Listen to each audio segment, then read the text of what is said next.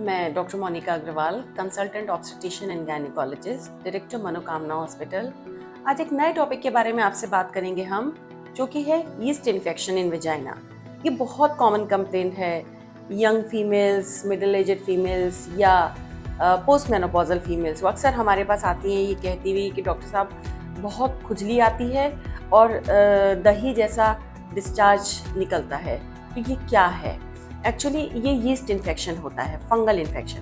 देखिए, वेजाइना के अंदर बहुत सारे बैक्टीरिया और कुछ फंगस नॉर्मली भी रहते हैं, जो कि वहाँ के एक एनवायरनमेंट को मेंटेन करके रखते हैं, जो कि हार्मफुल नहीं होते हैं। जब इनमें से कुछ बैक्टीरिया या कुछ फंगस की ग्रोथ कम हो जाए या बहुत ज़्यादा बढ़ जाए, तब वो प्रॉब्लम क्रिएट कर देती है।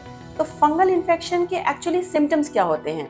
सिम्टम्स होते हैं बहुत ज़्यादा इचिंग आना, फटे दूध जैसा डिस्चार्ज आना, इतना इचिंग होना कि उस हिस्से में पूरी स्वेलिंग आ जाना, रैशेस हो जाना, लाल हो जाना, चलने में मुश्किल होना, यूरिन पास करने में तकलीफ होना, ये सब इसके सिम्टम्स होते हैं। तो ज़्यादा करके ये देखा गया है कि ये किन किन फीमेल्स में होता है, इसके मैं आपको कुछ वो बताना चाहती हूँ।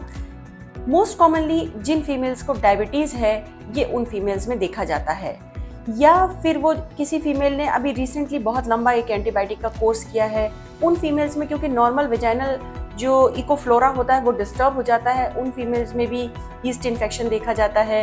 या किसी जो फीमेल्स ये गर्भ निरोधक दवाइयों का सेवन कर रही होती हैं, कभी कभी उन फीमेल्स में भी यीस्ट इन्फेक्शन देखा जाता है। या कोई फीमेल्स जो ऑटो इम्यून डिजीजेस के अगेंस्ट कुछ दवाइयाँ ले रही होती हैं, उनमें भी यीस्ट इन्फेक्शन देखा जाता है। तो इसके लिए आपको क्या करना चाहिए और क्या नहीं करना चाहिए? आपको क्या क्या करना चाहिए, पहले हम इस पे बात करेंगे। हमेशा लूज कॉटन क्लोथ्स पहने, पर्टिकुलरली आपके जो अंडरगारमेंट्स होते हैं वो हमेशा कॉटन के होने चाहिए। बहुत टाइट जीन्स आपको हमेशा 24 घंटे पहन के नहीं रखनी चाहिए। हो सके तो कॉटन ढीले ढाले कपड़े पहने, बहुत ज़्यादा उस एरिया को वेट ना रखें। अपने प्राइवेट पार्ट्स को हमेशा जितना हो सके ड्राई रखें। पीरियड्स के दौरान टैम्पॉन्स, पैड्स या पैंटी लाइनर्स, इनको रेगुलर इंटरवल्स पे चेंज करते रहें। कभी भी अपने वेजाइना में बहुत तेज़ धार का पानी, जिसे हम लोग डूशिंग को बोलते हैं, वो ना मारें। और किसी भी साबुन, पाउडर, ये सब चीज़ें आप कभी भी अपने प्राइवेट पार्ट्स में ना लगाएं, क्योंकि वहाँ की एक नॉर्मल पीएच होती है जो कि आपके साबुन यूज़ करने से डिस्टर्ब हो जाती है। सिंपल गुनगुना पानी आपके वेजाइना को क्लीन करने के लिए काफ़ी होता है। दिन में 2 बार आप सिर्फ ये यूज़ करके अपना वेजाइना क्लीन कर सकती हैं। रेगुलर इंटरवल्स पर यूरिन पास करें, कभी भी यूरिन होल्ड करके ना रखें। कम से कम 3 से 4 लीटर पानी पिएं और कभी भी अनप्रोटेक्टेड इंटरकोर्स ना करें।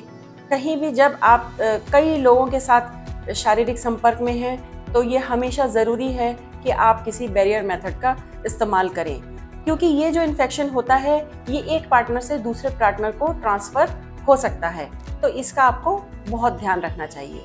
अगर आप इन कुछ चीज़ों का ध्यान रखेंगी तो आप काफ़ी हद तक यीस्ट इन्फेक्शन से बची रह सकती हैं। इसके बाद भी अगर आपको ज़्यादा इचिंग की और इस सब की प्रॉब्लम आती है, तो तुरंत अपने डॉक्टर से संपर्क करें। धन्यवाद।